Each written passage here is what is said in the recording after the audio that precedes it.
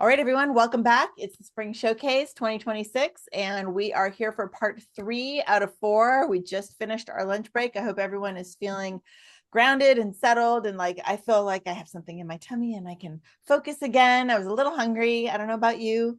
If you're not on the West Coast, maybe that was, a long time ago for you.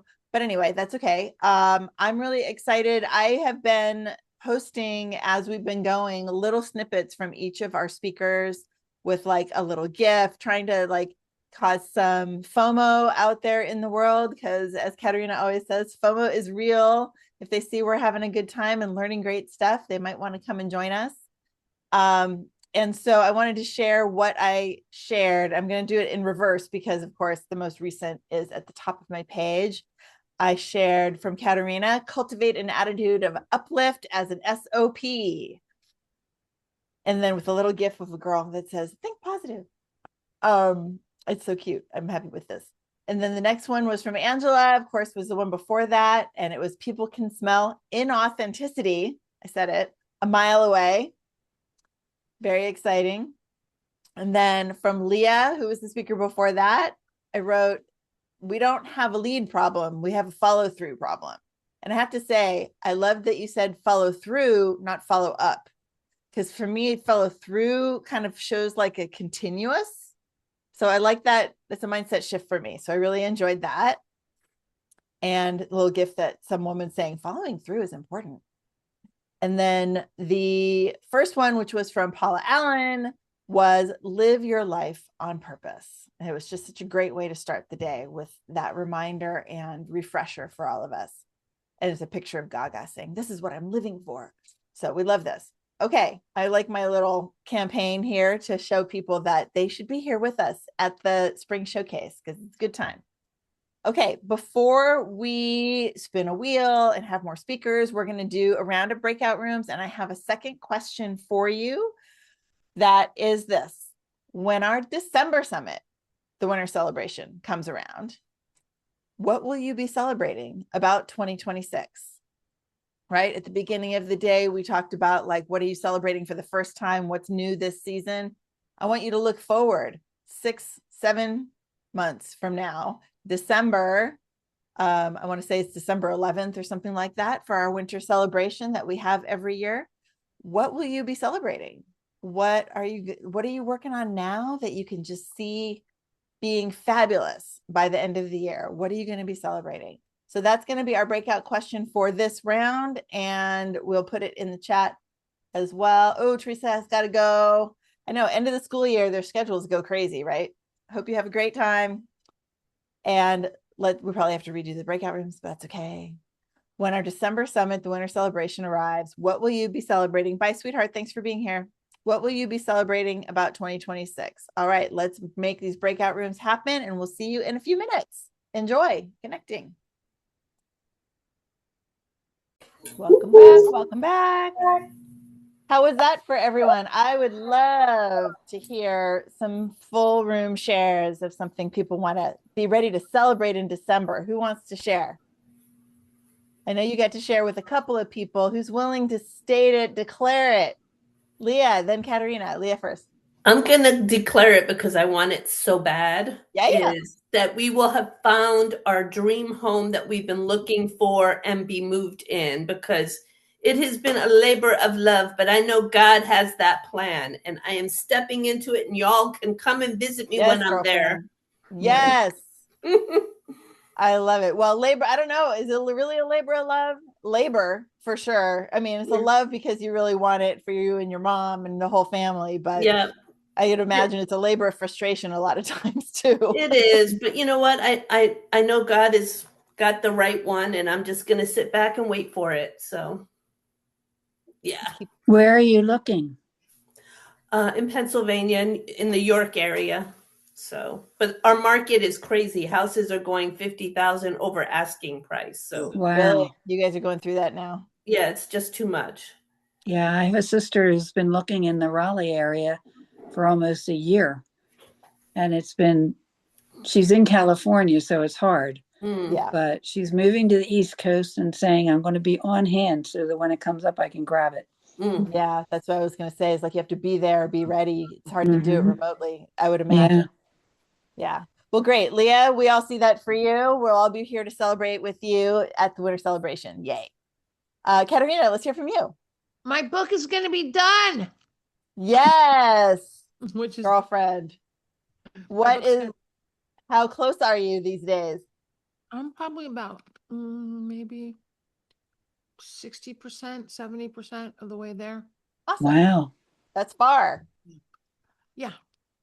It's called Yay. Achieving Sales Bliss. Bing, bing, bing. Love it. Oh, I'm so glad that you're doing that. That's amazing. Thank you. Yay. We see it for you. We're going to be celebrating. We're going to Thank- have your talk with you holding up your book at the winter celebration. Sounds great, my friend. Bing, bing. Yay. Who else has one that they want to share? Anyone else? I'll share. Okay, Kelly, go. So I am going to be, by December, I'm going to be almost completed with my marketing certification in AA. And we will be celebrating that Terry and I had a fabulous, successful retreat in October, and that we already have people signed up for 2027. Mm. Amazing. Yes, yes, yes. AA is associate of arts degree. Kelly's going back to school. College Again. girl. Again. Yes, again. Awesome. Well, we see that for you again, my friend. And I know I love that you're doing that. I feel like it's just feels like the perfect fit for you. So I'm so excited for you. Thanks. All right, my friends. Thank you for sharing. If you have anything else you want to declare and you have been shy to say it verbally, feel free to put it in the chat or share it with a person that you want to tell, maybe privately in the chat. That's fine too. You know, I found when I decided to create Katerina was talking about all her people having centers, that I was one of them. Although I think I didn't open before you. No, it was after. After. But you know, this time the year was a similar year. And but I remember the whole thing about I had been thinking about it for probably at least a year before I said it out loud to someone else. And as soon as I said it out loud to someone else, the world started moving in that direction. So if you are afraid to say it out loud to someone else, it's your sign that that's what you actually need to do. Say it out loud. It doesn't mean that you are like have to do it next week, but it means that now the universe, like you have put breath into it, literally, and it can start to take shape in the way that serves you best. So I hope that you will do that. We are going to, Stephanie, you made it just in time to be on the wheel, just barely. We're going to put together a wheel for a wheel prize. Thank you for being here after our lunch break. And the wheel prize is courtesy of moi today, because I'm going to have a prize that is based out of what I call the Bold and Brilliant Studio. This is, if you don't know what I'm doing, I am making highly customized and personalized gifting opportunities for your clients, for your retreaters, for your workshop people, for whoever. There's Paula's bookmark. Yay, I love that. I have some samples here of some things that I've made for other people. This is a keychain that I made for Angela, very cute. This is a thing that I made for Katerina to give back to me with my name on it. A tag. I made this little book that is just like sketch paper, and I bound it myself. Very exciting. I got this little like lipstick holder sample someone sent me in the mail, and I had been talking with Sandy about making them for her clients. So I made her a sample. She doesn't seen this yet, so I have to tell her still. But I thought that was really cute with someone's name on it for their little like lipstick holder keychain thing. And any of the above. These are the things that I'm doing. I did them for my retreat last year, and since then I've been doing them for additional people's retreats, for their client groups, for their speaker gifts, for lots of different things. So this is something that allows me to be creative and have some fun, and also serve the people in my community and my clients who want to give something special to their clients. I'm going to be doing stuff for Stephanie, more things for Katerina, et cetera, et cetera. So whoever wins I'll figure out something cool to send you. And it'll probably have your name on it. And it'll probably be a collection of things too. Probably also with stickers because I like stickers. Anyway, okay, let's spin the wheel. Drum roll, please.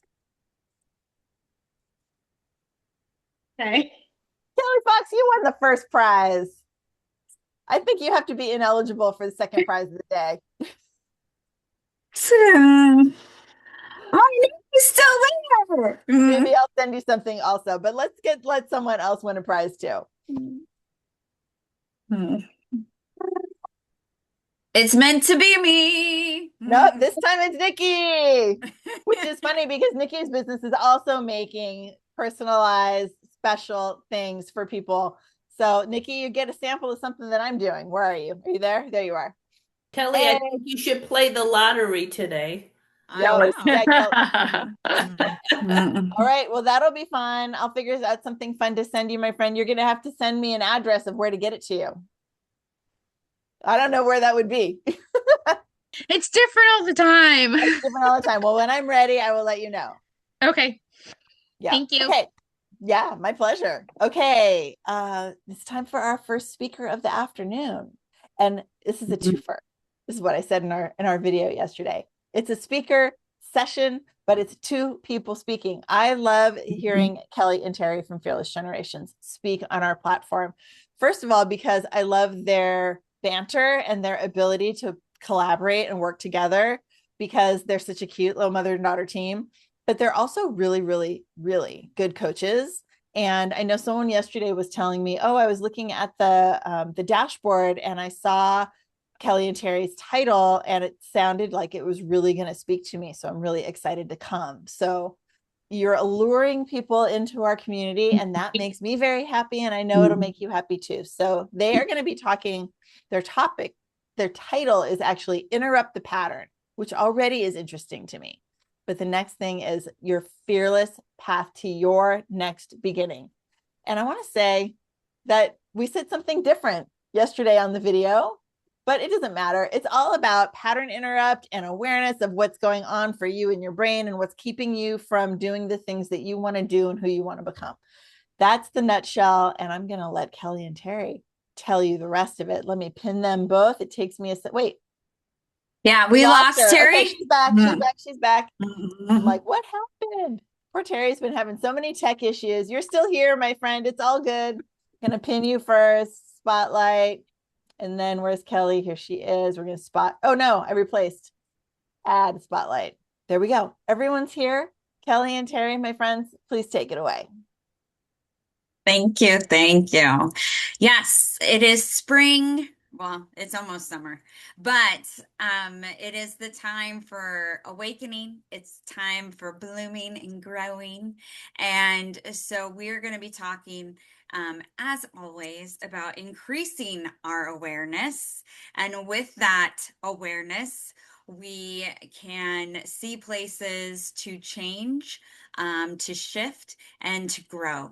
So we're going to be talking about yes, they put it in the chat.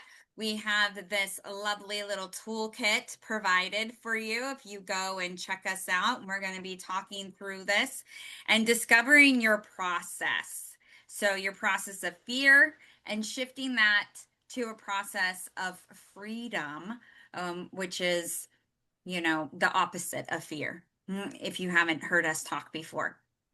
So, excited to be here. Tracy already kind of gave us a little intro, but I know there's some ladies here in the room that don't know us. And so, we are Terry and Kelly, Fearless Generations, and we've been working together for quite a while now. And we love sharing the tools and strategies of fearless living, and also sharing just our experience with it, our own personal growth, and our growth together. Because that's one cool thing is that, yes, Terry is my mom, and I get to experience her as a mom, but I also get to experience her as a business partner and see how she has grown and developed and progressed with these tools as a business partner and as a mom. So it's pretty special to be able to work with her. And yes, most people say they love our banter. But so we're excited to get to this uh, toolkit and help you to find where those patterns are when you get triggered or feel that discomfort that we've talked, about today, and see where we can create some awareness and some possible shifts. So hopefully you've been able to print out the toolkit or at least have looked at it so that you can be a little familiar with it. And I also have it up behind my Zoom screen if we ever do want to bring it up and share it on screen. So, but yeah, so let's get going. I think that's my cue. I just want to reiterate that it's such a pleasure to have the opportunity to work with one of your children in a totally different context. And Kelly has really blossomed in the years that we've worked together.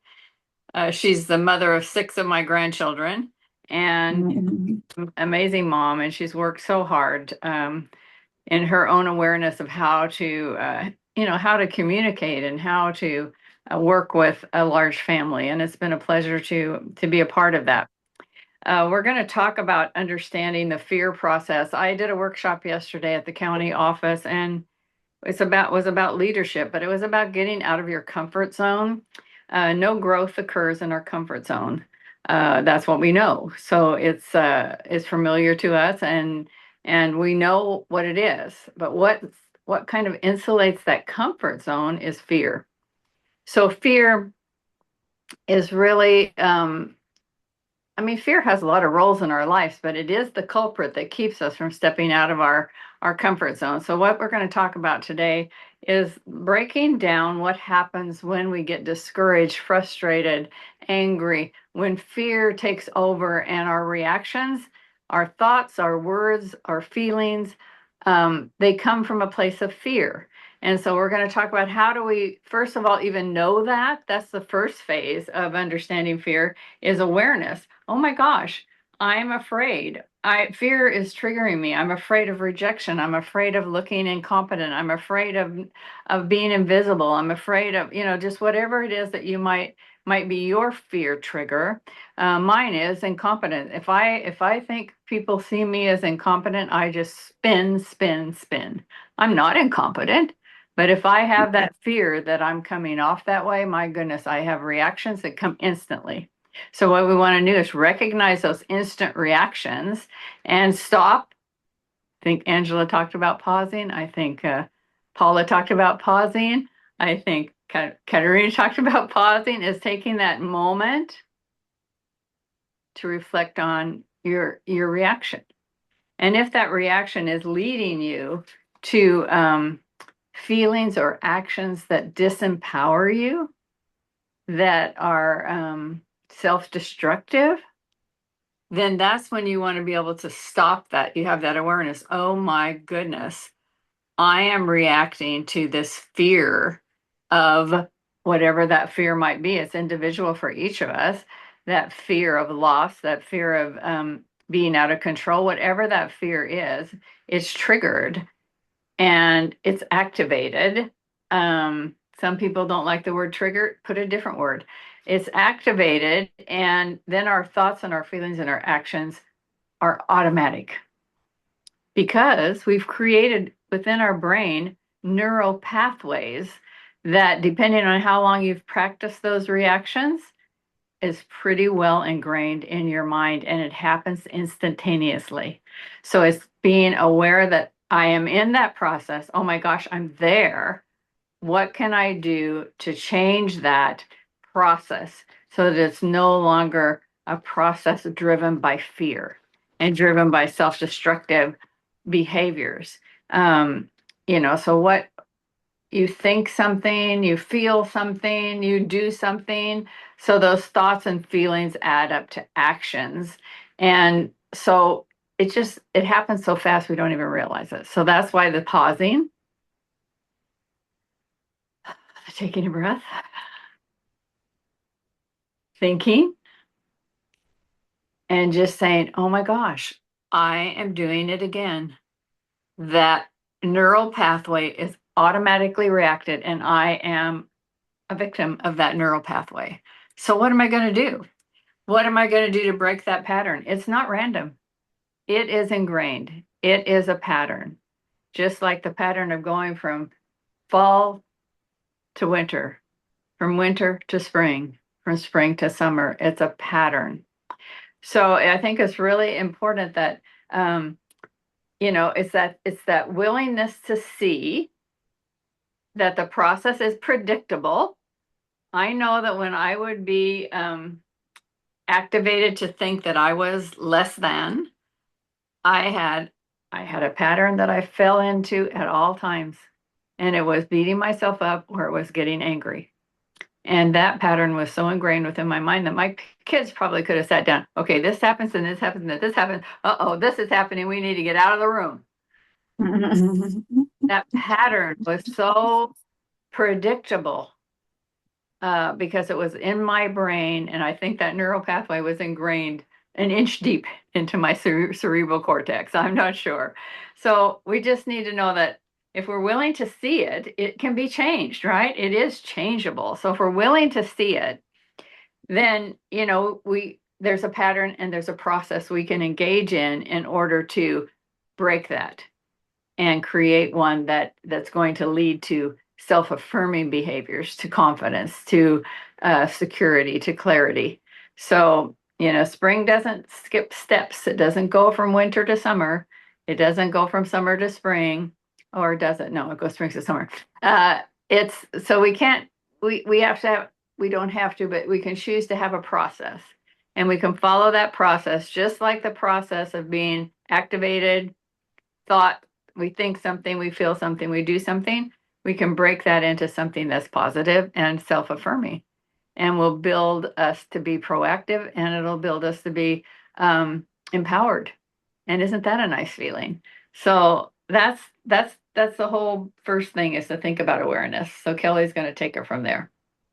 Yeah, see, talking about being activated, we had this whole plan of what we were going to talk about, how we were going to talk about it, and Terry just covered all of it in the last 3 minutes.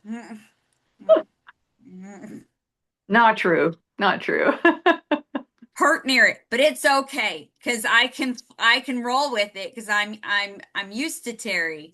So, yes, she's very efficient. Yes. So yes, we have these patterns, and when we become aware of these patterns, then we can do something to change these patterns. And just in case you guys weren't able to bring up, oops, I hit the wrong button. Just in case you weren't able to bring up the worksheet, I'm going to bring it up real quick.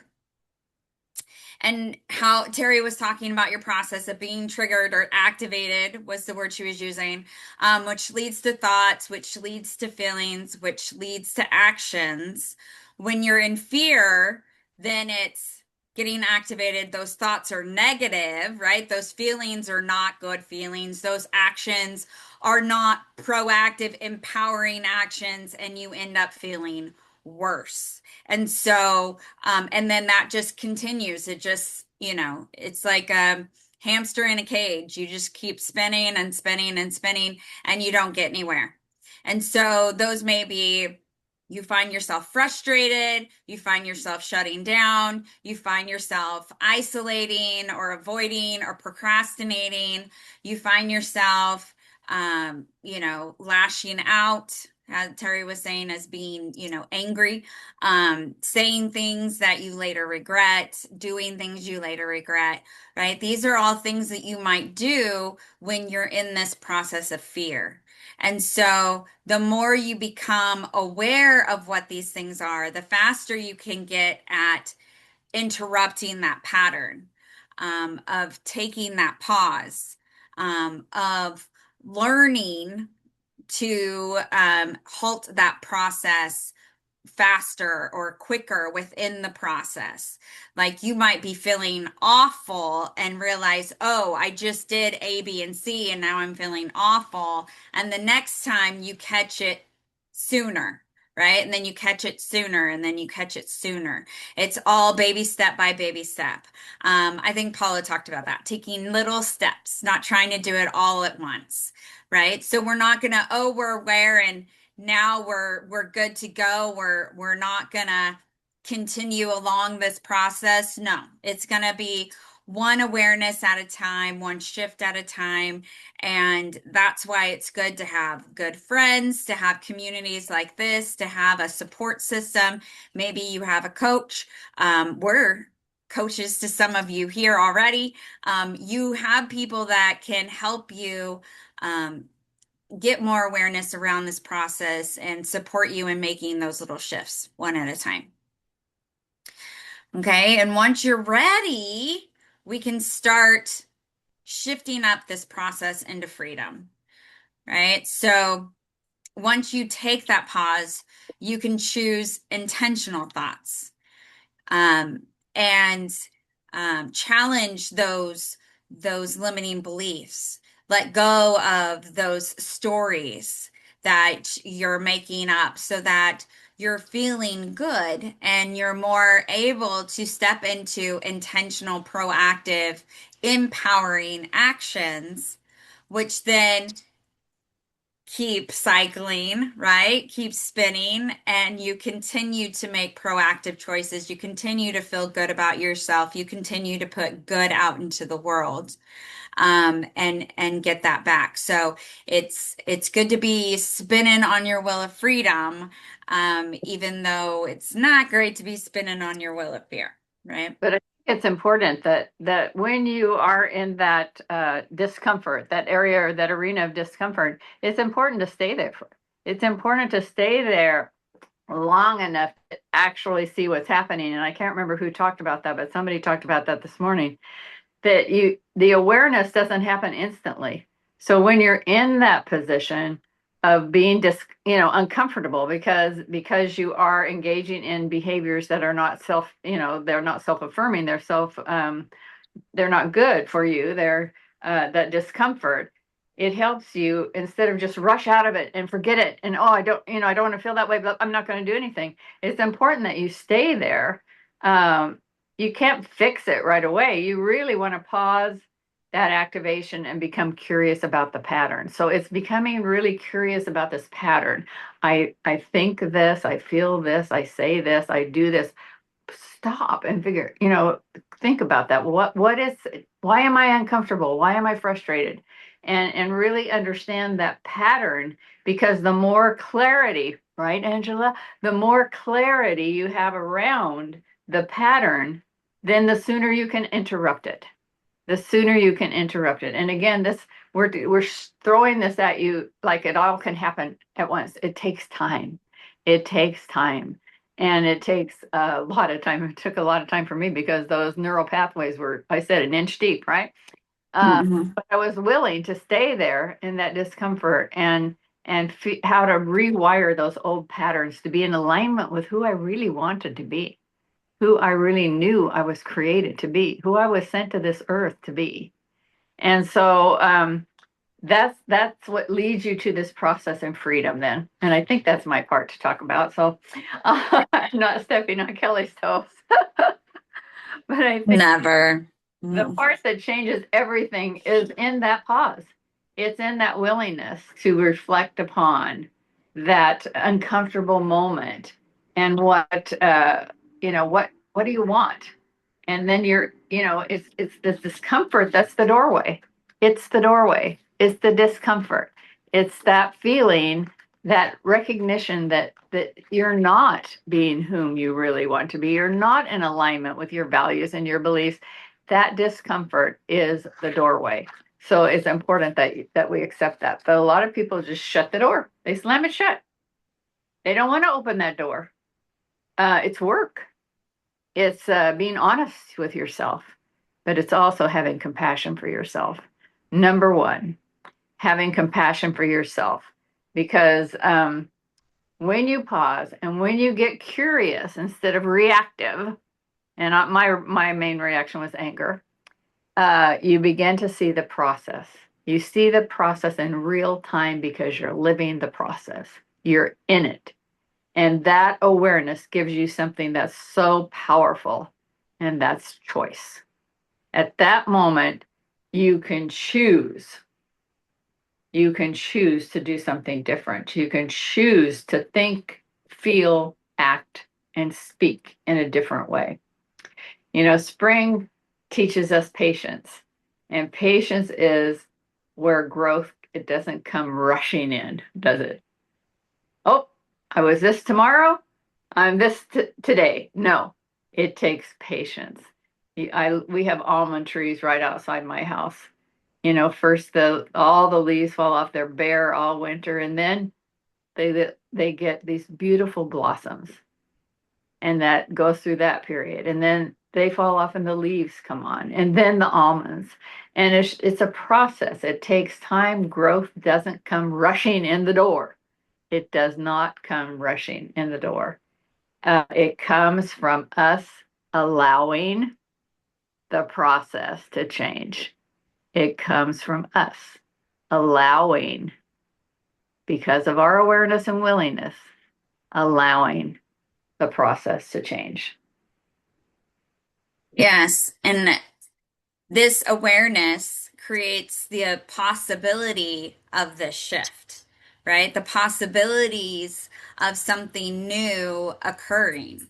And we're actually going to be teaching all about Will of Fear and Will of Freedom at our retreat in October.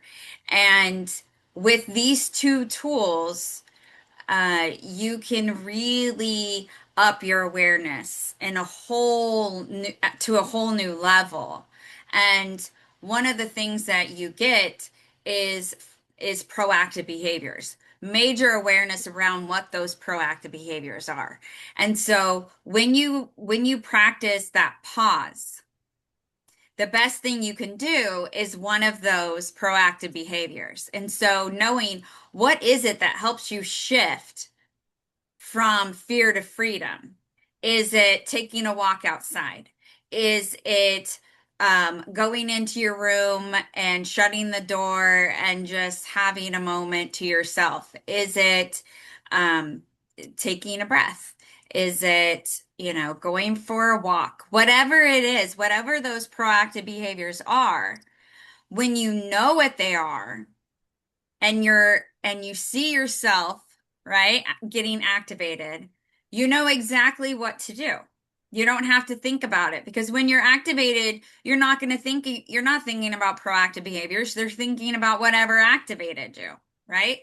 So having those proactive nap, yes, thank you. So those proactive behaviors are right there when you feel it coming on, right? So when you have like five in your back pocket, you know that you're good anywhere you go, right? Something starts happening, you know exactly what to do. You don't have to think about it. And that creates that intentionality around creating that space or that pause to shift from fear to freedom. It makes it easier, right? Like I talk a lot about setting yourself up for success. Having a list of those proactive behaviors that you can do anywhere at any time is going to put you in a place where you can be successful with shifting, right? Maybe it's calling a friend, but maybe that friend's not available. So what can you do now? Right? It's having, more than one that you can go to in case one is not available. Right? And the longer that list gets, the better it is, because you have multiple of possibilities. Like a proactive behavior for me could be going to Disneyland, but I can't do that all the time, right?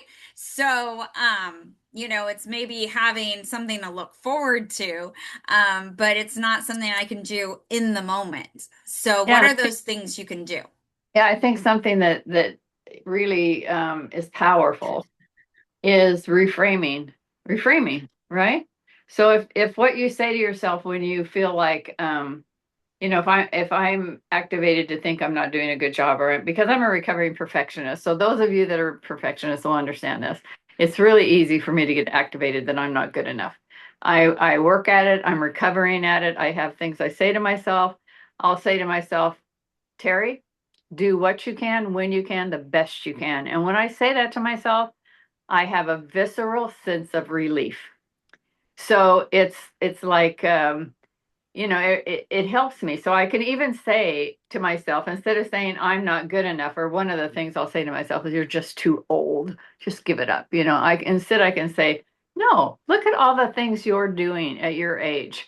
Or I'll say, I'm learning. I can handle this. I can do the best I can. So I have these phrases that I can say to myself. I also write acknowledgments every day for things that I have done, because I get to the end of the day and I think, man, I didn't get enough done today.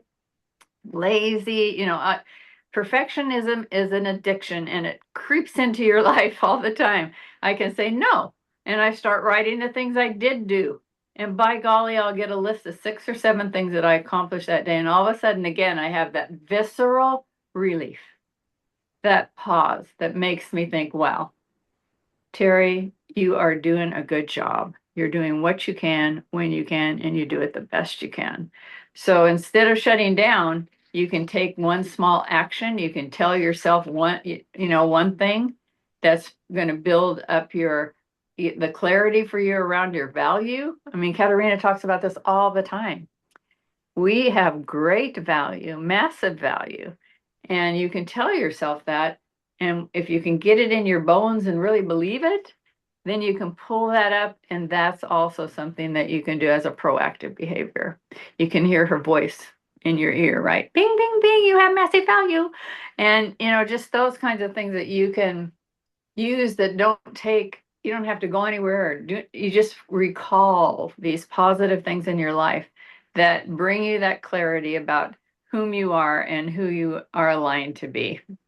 So it's important that it's just a new way of being. It's a new cycle. It's a new pattern. And, it's a new beginning. Just like spring is a new beginning for our seasons, a new response that comes from within you.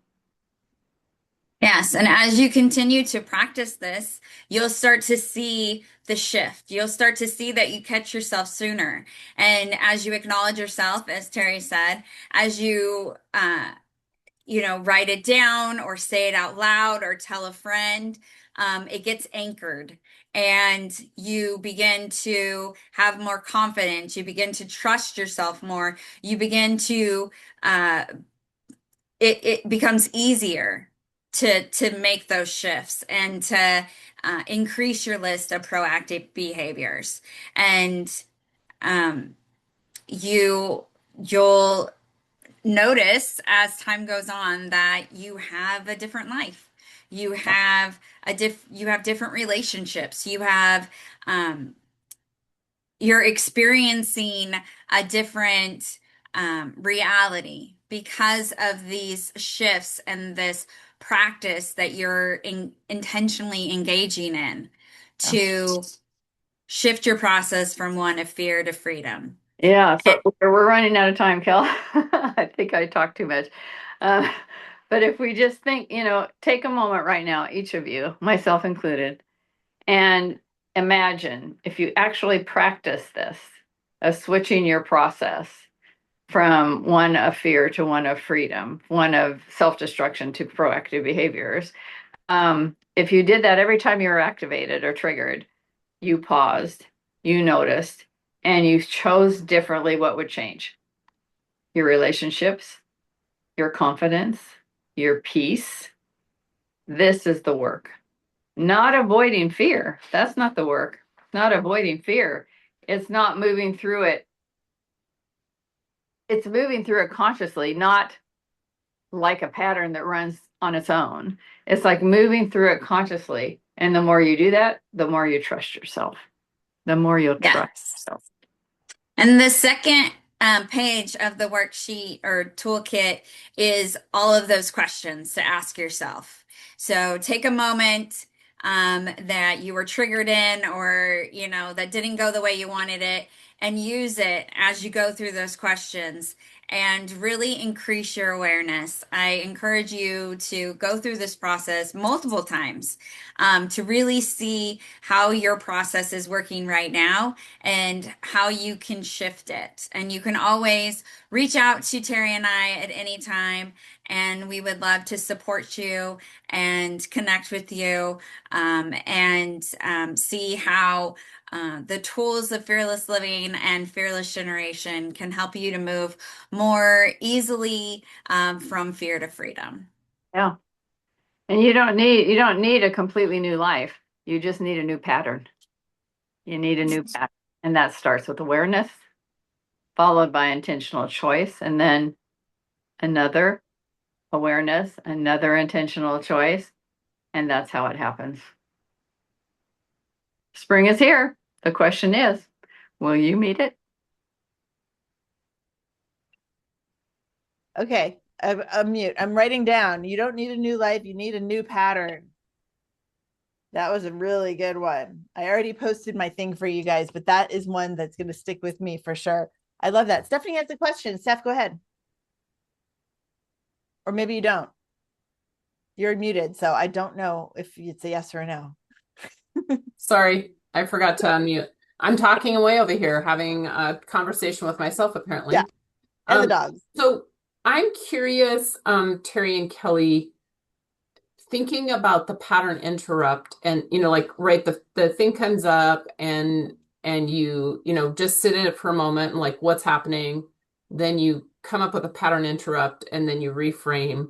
But how many times? Because you'll notice when I do my talk, I still have some triggers, and it's been multiple years, and I'm kind of tired of the triggers. You know what I mean? So I'm just curious, like, what do we do? It feels like some things I can let go of, and I can pattern interrupt quicker, or some things, like Terry said, are like an inch deep. Mine feels like it might be 10 feet deep or something. I don't know. But I'm just curious if there's a way, I don't want to say bypass or just speed it up, but to maybe come up with a different interrupt or something that can help with those that are so much deeper. Yeah. Well, I think it's trial and error, right? It's trial and error. You'll know that you're on a really good path when it becomes easier, it happens less often, and it's less intense. So when that trigger starts to come up, and it didn't come up as much, and it wasn't as intense, and it didn't happen as often, then you know that what you're doing, whatever that interrupt is beginning to lessen the impact of that trigger or that incident. So that if it happened to me when I was giving a talk a lot, and then I really interrupted it with, my biggest interrupter is you're doing what you can when you can, the best you can. And the next time I give a talk, I don't have it as intensely. And the next time, now I don't have it at all. So it's like, it goes through a pattern as well. Again, how intense is it? How long does it last? What else, Kelly? Is how intense it is, how long? Frequency, length, and the frequency, how often does it happen? Length and intensity. Yeah, how last. That's really good. I love that, because that really helps me gauge whether the interrupter is effective. Yeah, and there also could be an opportunity to do a little bit of deeper work. And why is that continuing to come up? Why is it continuing to be as intense as it is? And maybe there's another tool that we can put in there, or something, other things that we do that can support with that intensity or whatever to lessen. Like the 4As, we talked about the 4As last time. That's another tool that's really good for that. Yeah, we got a whole box. A whole toolbox. And ladies, tell me if I'm wrong, but it also depends on your day. Like Absolutely. if you Oh, didn't yeah. get enough sleep, it might hit you worse than it would have if you had gotten it. Like there's so many variables. So the tool is a huge piece of it, but also who are you today is also a big piece of it. Yep. Yeah. Yeah. One of those thoughts in the pause could be, have I eaten? Have I drank enough water?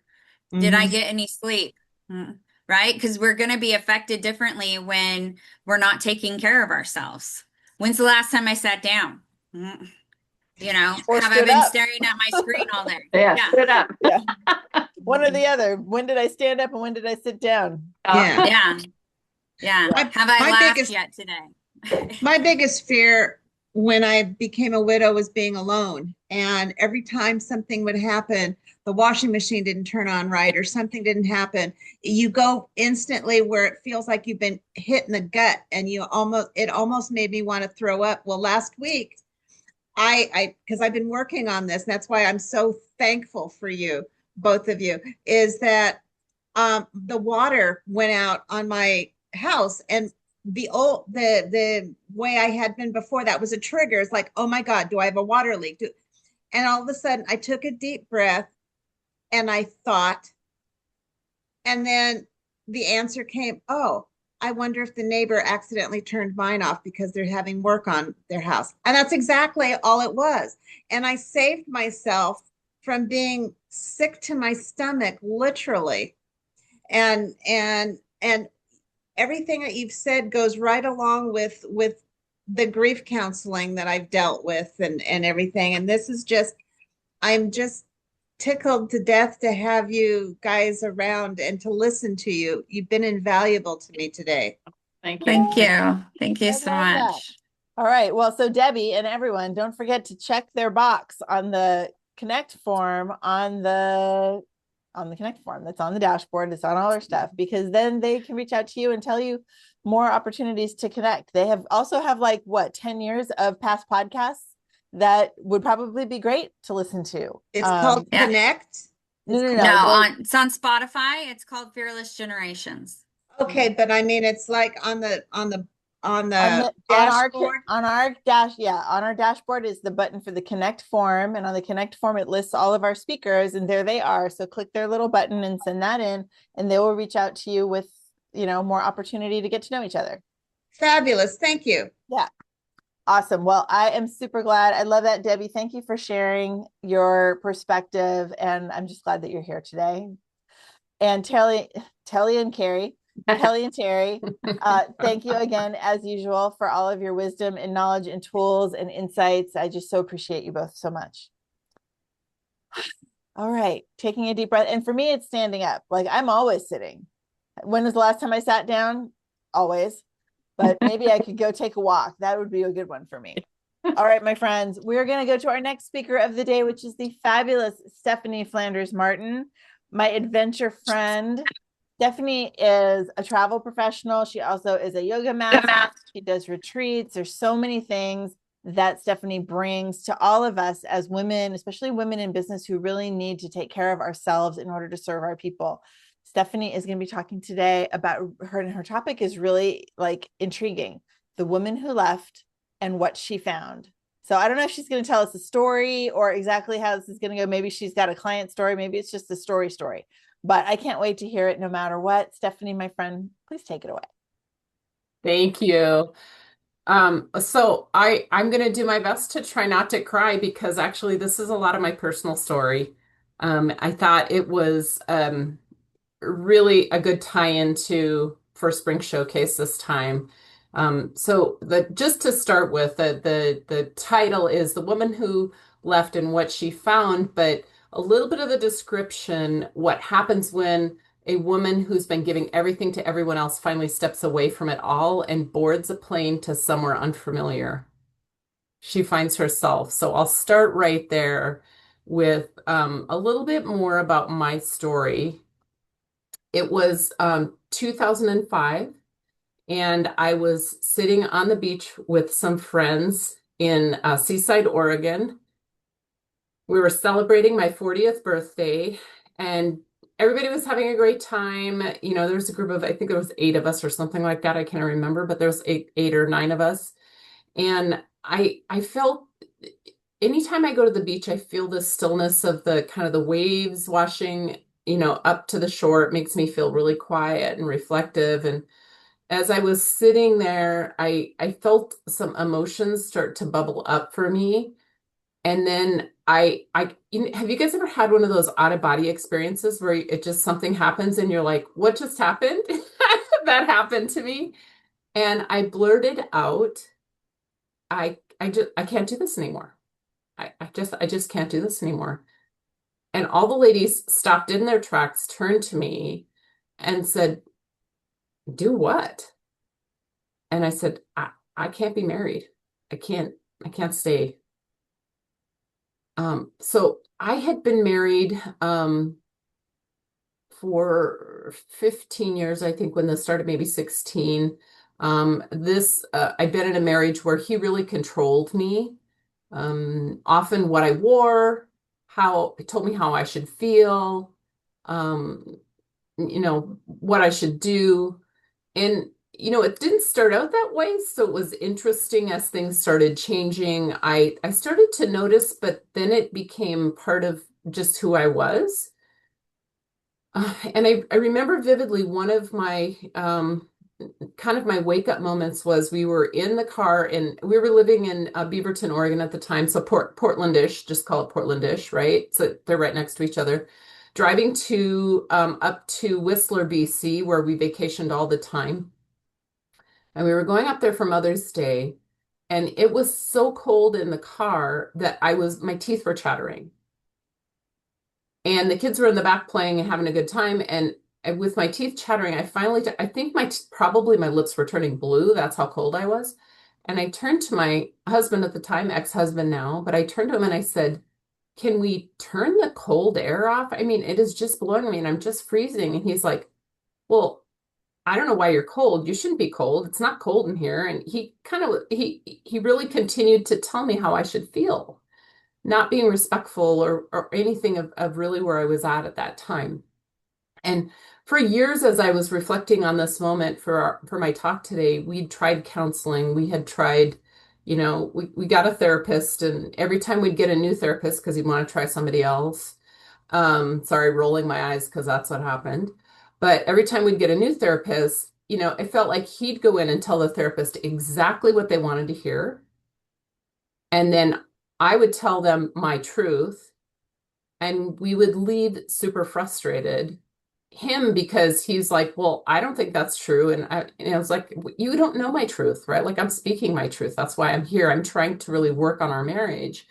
So this is it just kind of get cycles, and then things would get better, and then it would go back into the same thing. And it just, it just wasn't working. Now at the time, just for some perspective, he hadn't worked for years. So he had a job when we were initially married, but then didn't, when we moved, didn't get a job. We lived in Southern California in Laguna for a long time, and then moved up to Portland area, but didn't get a job, didn't have a job. I was the breadwinner, which was fine, right? Like, I loved my job. I loved my career, but my day always looked like this. And I'm sure some of you can relate. It was kind of this Groundhog Day, rinse and repeat. I did everything for everybody. I'd get up in the morning, I'd get ready for work, I would get the kids ready, I'd drop them off at school, and then I'd go to work, I'd work all day. Often I didn't even get out of my car after work. I literally would pull up to the house and the kids would run and get out, and we'd be going to soccer, you name it, right? Girl Scouts.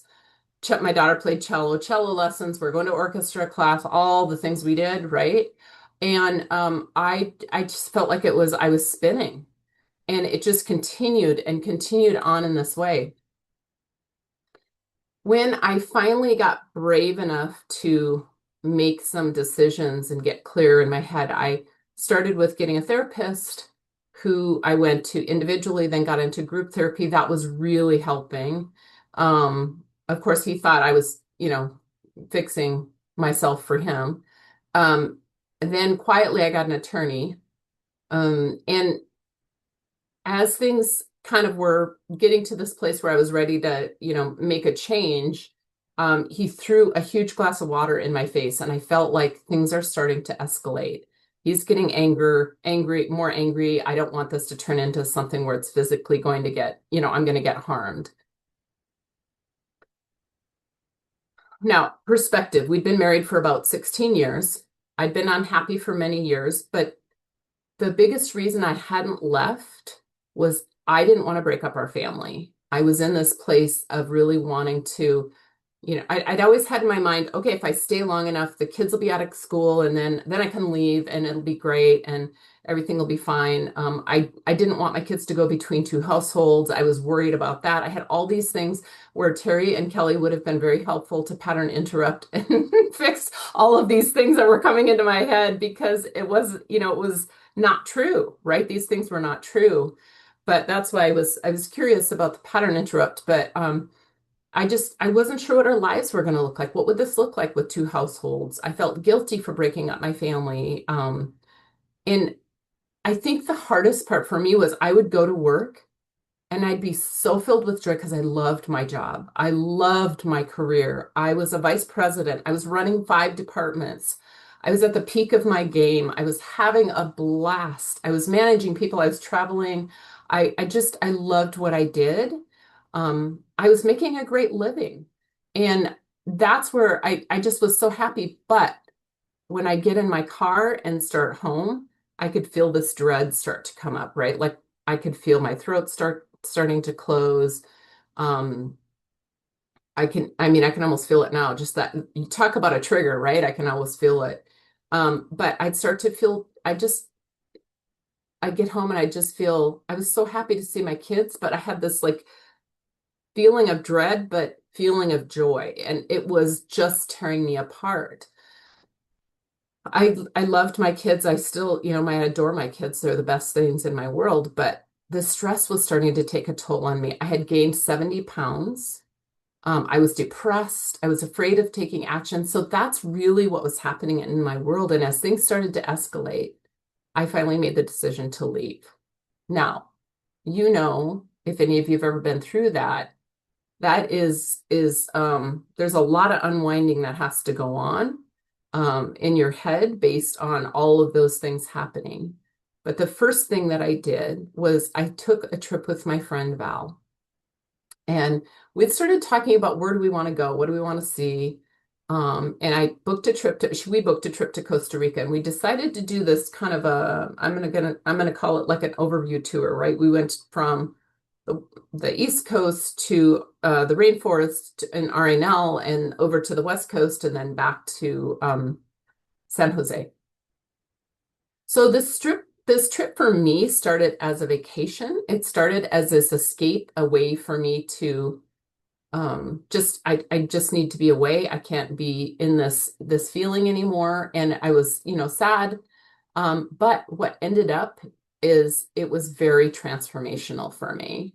So I want to show you a little bit about ways that we can travel. And Tracy, can I share my screen? I don't know if my screen is. Yeah, always. Okay.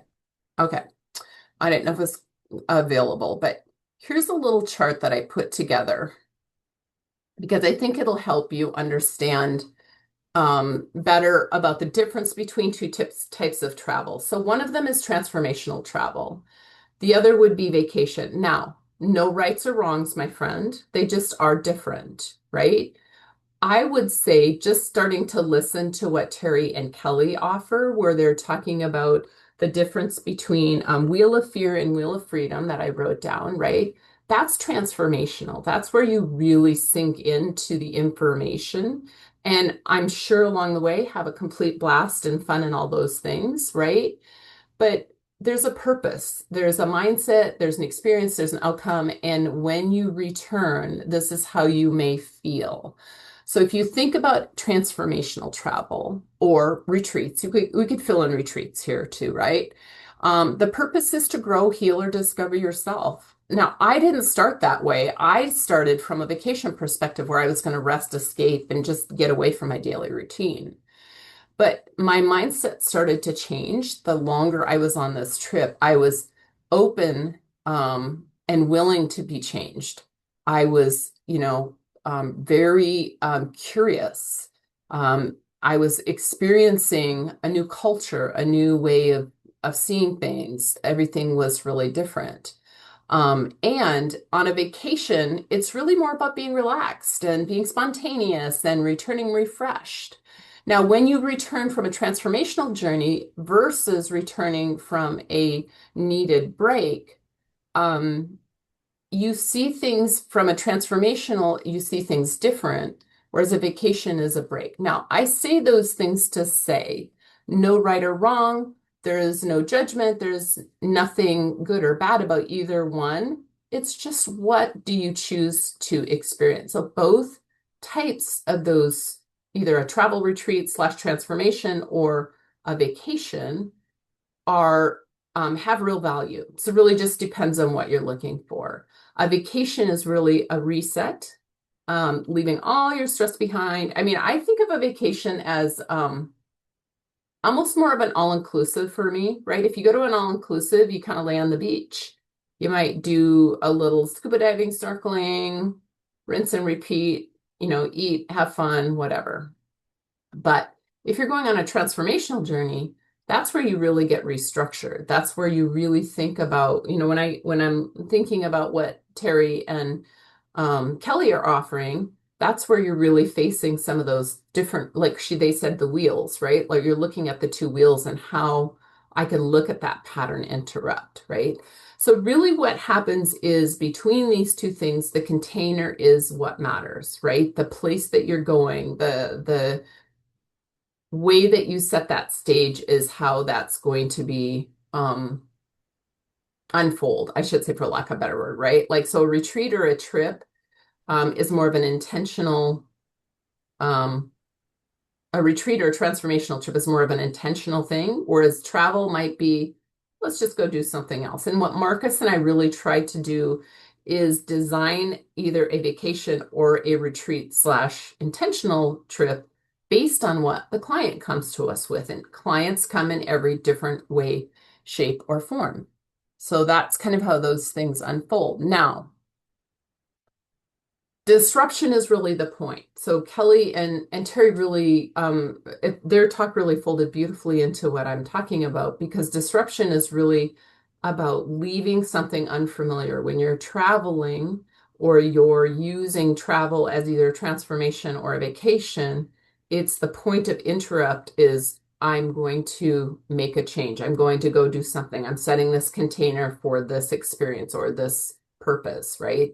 So that's really the container. Now, the purpose is to leave something familiar, and I don't want to say strip away our roles, but leave those roles behind for a while, right? So we can just kind of set it aside.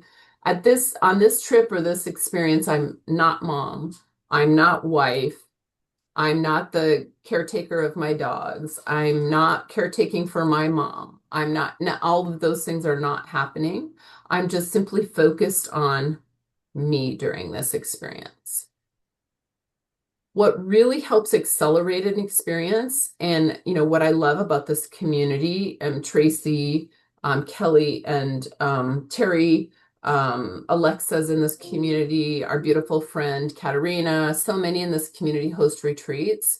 Those are opportunities to be in community as you're going through these type of changes or transformations. Now, solo travel can transform you as well. But it's really in the shared experience of being with a group that I think helps accelerate this, because you have more opportunity to talk and to communicate about things. How did I return differently from Costa Rica?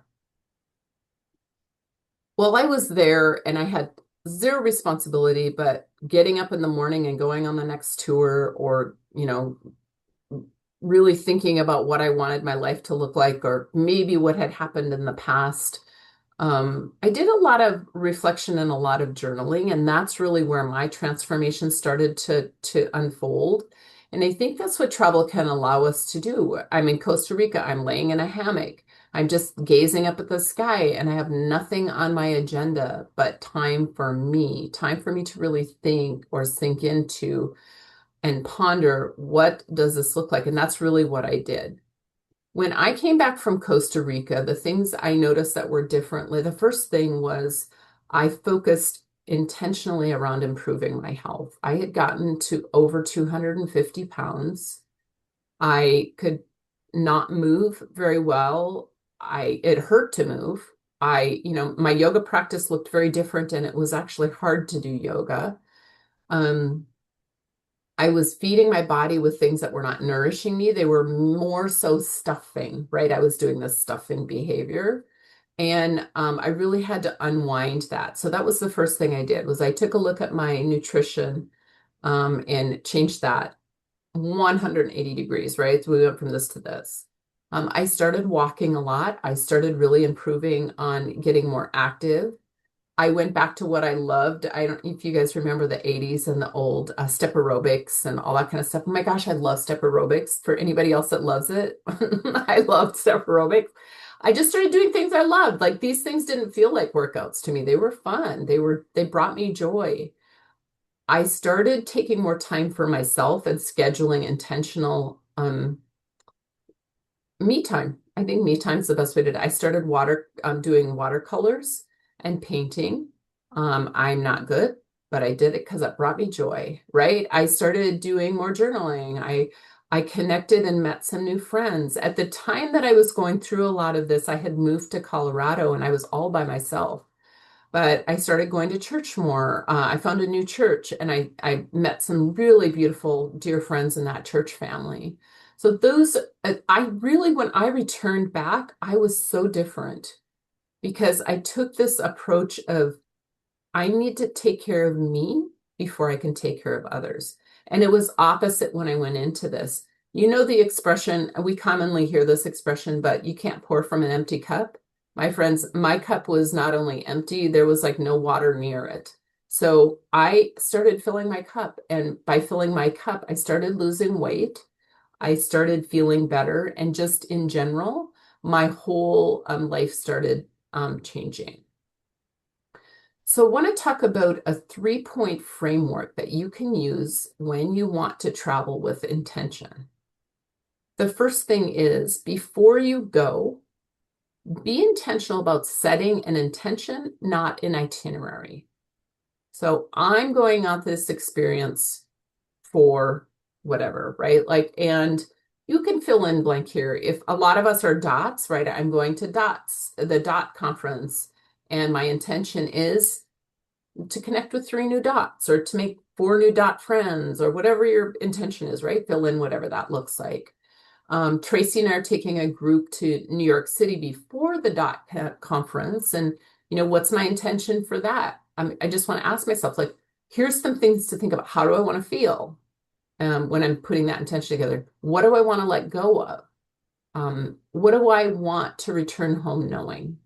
So if I think about going to New York City and I'm setting that intention for New York City, how do I want to feel? I can't wait to be in community with women and just have a blast being around the girls, right? What do I want to release? What do I want to let go? The feeling of being lonely. I work from home. A lot of you work from home, but I don't have a lot of friends yet in this area. I have a few, but I don't have a ton of friends. Most of my friends are still back up in Portland or back up in Colorado. So, I want to let go of this feeling of being lonely. All right. So while you're on an experience, so this is step 2. This is step 2 of our 3-part framework. The step 2 is while you're there, slow down on purpose. Have an unscheduled morning. Have a meal where you eat alone without your phone. Turn your phone off. Sit in stillness and just allow life to land. One moment of sitting somewhere beautiful and letting it land will make the world of difference. So step 1, before you go, set an intention. Step 2, while you're there, slow down on purpose. And step 3, when you return, don't let the insight evaporate. Don't let everything that just happened disappear. Journal it. Notice what shifted. How are you going to assimilate what shifted? Let that woman know who came home a little different. Let them know what they've left behind and what they're picking up. what could that look like for them? So 3 steps: slow down, or I'm sorry, before you go, set an intention, slow down on purpose, and then don't let the insights evaporate. Make sure that you journal or um, I don't want to say journal, whether you want to meditate or whatever your practice is, right? Sitting in stillness and just let it assimilate, right? And then decide when you return, don't let things evaporate. Let them be something that is usable, right? I don't know how many of you have done this. I've done this probably 6 bazillion times. I am a learning junkie. If I am not learning, it's one of my values. If I'm not learning and growing, I feel very stagnant and I feel very empty. So I'm always in this place of learning and growing, whether it's something small or something big, it really just depends. I'm always going down a rabbit hole. I learned about, I was learning about journaling. Tracy and I have been doing some journaling, learning more about journaling and all that kind of stuff. And then I go down the rabbit hole of, different journals. And then I go down the rabbit hole of this, but to me, that feeds my soul. So when you come back, what is it you learned about yourself that you want to continue to feed your soul instead of letting go with it? So my friends, you don't have to go far to travel with intention. It could be local. It could be down the street. It could be, to the beach. It could be anywhere. It's really more about doing the work and what it takes. Oh yeah, Leah, camping is like my happy place too. I love camping. That is sitting around the campfire. I come up with all these, well, it could be dangerous for me because I'm the idea girl and then I get 7,000 new ideas, but I love camping too, right? It's just an opportunity to get away. So I want to talk a little bit about a couple of ways that you can be in community with me and travel. The first is my Jet Set sorority group. I have a group of women travelers, and we call ourselves the Jet Set sorority. We meet monthly, once a month for an hour, the 3rd Wednesday of the month, except for one, I think in July we're earlier. The 3rd Wednesday of the month, it's for 1 hour, and we have a theme every month. Last month, we talked about adventure and how adventure unfolds during our travel and or just in life in general. So we apply it between travel and just life in general. So we have themes for each month and we talk about those. And I have several trips coming up that if you're interested in traveling in community and doing a little bit more transformational work, some of these trips are more about a vacation, but we'll fold in some transformation, I'm sure. Tracy and I are taking a group to New York City, and the transformation there, I think, will be bright lights, Broadway, and fun. So it's going to be amazing, and I'm super excited. We're going 5 days before the conference, the DOT conference, and then we're taking the train to get to the DOT conference. So if coming to New York City with the Gathered Community and Jet Set Sorority combined sounds like fun, we'd love to talk to you about what that could look like, just tagging on a couple of days in New York City together. My second trip that I have coming up is in London and Wales. I am taking a group of, and I only have 5 spots left or 4 spots left on that trip. It's next February, the 23rd. We'll be starting in London. We're going to do a lot of shenanigans, afternoon teas, and touring the city in London. We're looking at potentially going to Highclere Manor. Fingers crossed I can make it happen. It's been a little bit of a challenge because it's a low season for them. And then we'll take a day in Bath and Stonehenge as we transition to Wales. So we'll be in Wales for 4 or 5 days.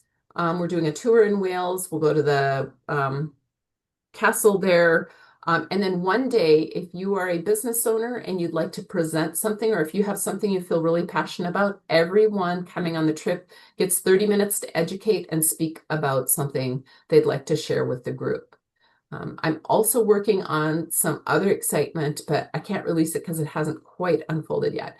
And then the third way, if you want to go with a group of women and Jet Set Sorority to travel with us, is June of 2028. I'm taking a group with my friend Dominika Thompson to Krakow, Poland.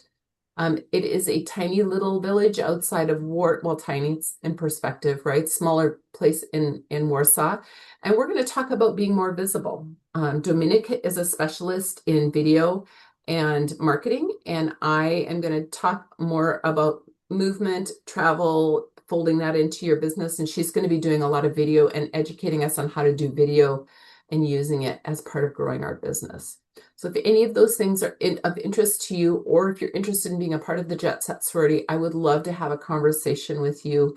And you can fill out the form for a meeting, connecting with me, and I'm happy to have those conversations. If you're on a healing journey and you want to look more at more of a healing retreat, many of you or most of you may know Karen Robinson and I do several retreats a year, and we have a couple of exciting ones coming up. For women only, we have 2. Oregon this fall is Somatic Movement, and that's in the Oregon countryside. We're going to go to the coast. We're going to spend some time doing some glass blowing, and we're going to Durant Farms to do some things. So it'll be really fun. I'm excited about that opportunity. Another one for women is Vietnam and Cambodia. So if you've ever wanted to do a river cruise and explore the Mekong River, we're going to be talking about financial and spiritual health and wealth. And the last one I'll share with you that Karen and I are really excited about is to Antarctica, February of 2028. If you've ever wanted to go see the penguins with Stephanie, I would love to invite you to come with. It's going to be all about self-love. So we're excited about those opportunities. So I'll open the floor to see if there's any questions in general about travel and the difference between transformation and vacations. I am so excited about your whole list. Kelly, go ahead. I'd love to hear if you've well, I mean, we can talk about this later too, but ideas around a vacation like with the fam and adding something in without them really knowing that is transformational. I think it's laughing. possible. I think it's all possible. I think there would be just more intentional time scheduled for you, like just little buckets of time, things that you might want to kind of just getaways in a sense. So I'll just use like an example. To me, the first thing that popped into my mind was, let's say you go to Italy. Italy's amazing. I'm heading there in 4 weeks. And the family wants to go tour Rome, right? So they go out, they do their tour, and you really want to work on some transformational stuff. You might go, there's so many piazzas and beautiful places that you can go in Rome where you can just simply sit at a cafe and reflect, people watch. There's lots of great places that you can just wander and get to know yourself, right? Or connect in with yourself. So I think doing a mix of it is possible. It just depends on where that trip is and when you can schedule some time for those type of things as well. Kelly, can I ask Awesome. you a clarifying question? Yeah, Did you mean transformational time for yourself or sneaking in transformational time for everyone? everyone. Yeah, that's what I thought you meant. That would be a little trickier, but based on your age of your kids, it would just be, I think it's possible. I definitely think it's possible. It just have to be, what kind of things would we put together that would help be intentional for the whole family, right? Like, what does that look like? Like, what are some of your goals? If like if you make up these 3 things are our goals, and I really want to work on family communication or whatever. I'm making it up, right? But right. Could all do a cooking class together. Yeah. Oh, cooking classes are great. Those are great. I think, tours where they're more interactive. Oh, food tours in Italy are great to do as a group because there's lots of communication and that kind of stuff. So depending on what you want to work on, that transformational part, then we schedule the tours around that. Awesome. I mean, we all know that when we're traveling, that there's just moments that are meaningful. Mhm. And you just have to like decide what meaningful moments that they would remember, right? I know for my kids that there's things that we've done together that were meaningful, but they were too young to really remember them now. But in the moment, but they're still formative. So it's all still good. And now it's a little harder to come up with that because they're more of their own person now too. Yeah. Tracy, let me add just one quick thought, as we wrap up. something, Kelly, that we did, I took a small group to Vietnam and Cambodia last year with a photographer, and she would teach something, a concept in the morning. And then in the evening, as we sat around the dinner table, we all talked about that concept or something we took away from that and individual learning. That would be something that would be a really fun, intentional family activity. Because if it's like just to experience the culture, like what were my 5 takeaways together? We did that and it was so powerful and so much fun. But I didn't go into that thinking it was going to be transformational, but it was really transformational for me. So I think being intentional around that could be pretty cool. Thanks for clarifying, Tracy. Sorry, I misunderstood that. I just got a vibe from Kelly and I was like, I think she means otherwise. Cool. Well, thank you, Stephanie, and thank you for sharing your story, because clearly that was a very, obviously very impactful for you, but really helped us to understand how you have become who you've become, because you're very grounded, what's good for you, like all of that. It's almost hard or it is hard to imagine you deferring so heavily to the past relationship, because that's not how I see you ever. And it sounds like you were kind of living two lives in a way. So thank you for sharing your transformation with us. And yeah, transformational travel. Let's do it all day long, every day. I'm all for it. And some vacation along the side. Paula says she did the takeaways when your kids were younger and they went to Yellowstone for 2 weeks. Yeah. I mean, really any of those trips with kids can be transformational. I know my youngest wants interactivity and my oldest is very cerebral. So like there's a physical, so like blending that was a challenge. And that's why like we just did all the things and try to help them remember the trips that were just so long ago now. Anyway, awesome, Stephanie. Thank you so much. And you'll have a chance to talk with more travel with Stephanie in a little bit, or actually right now, because now it's time for breakouts. And I know our group has shrunk. I don't know where everybody went. It's afternoon. I know there's also people who told me they couldn't come till the afternoon. So hopefully we'll have some people coming this afternoon to join us for additional fun and shenanigans. But in the meantime, let's set up and I'm looking at our room and it's like, there's only 4 people to put into breakout rooms. So I love you guys for being here. Thank you so much. Nikki, thank you for being here. I'm going to pause the recording and we're going to send you. Oh, and there's Kat. Great. So we'll bring Kat in and she can go randomly into someone's breakout room after not hearing you talk. And I'm going to pause the recording and we're going to set up those